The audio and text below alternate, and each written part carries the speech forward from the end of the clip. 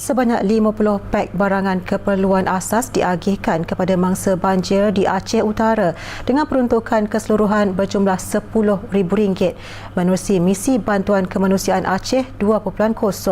Menurut Ketua Misi Muhammad Haris Hermansyah, pek bahan keperluan utama masyarakat Indonesia yang lebih dikenali sebagai sembako menyediakan keperluan asas yang dijangka mampu menampung keperluan sesebuah keluarga sepanjang Ramadan ini.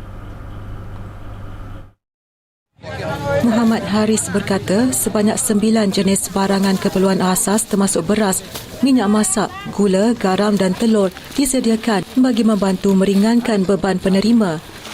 Untuk 50 keluarga ini kami pilih berdasarkan keperluan mereka tergolong dalam keperluan asnaf keluarga yang betul-betul memerlukan. Tapi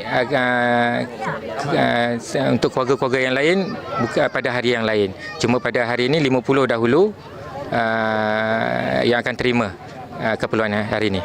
Beliau berkata demikian ketika ditemui selepas mengagihkan pek bekalan itu kepada warga kampung Yudumbak, Aceh, Indonesia pada Khamis. Tambah Muhammad Haris, inisiatif tersebut merupakan usaha berterusan yang akan dijalankan secara berperingkat untuk membantu mangsa banjir yang masih bergelut untuk bangkit daripada kesan kemusnahan banjir yang berlaku hujung tahun lalu. Program seumpama ini dijangka akan diteruskan pada masa hadapan sebagai sebahagian daripada komitmen berterusan dalam membantu golongan yang memerlukan di Aceh. Jumlah keseluruhan bantuan bagi Misi Bantuan Kemanusiaan Aceh yang telah pun dimulakan sejak Disember tahun lalu kini mencecah lebih RM150,000.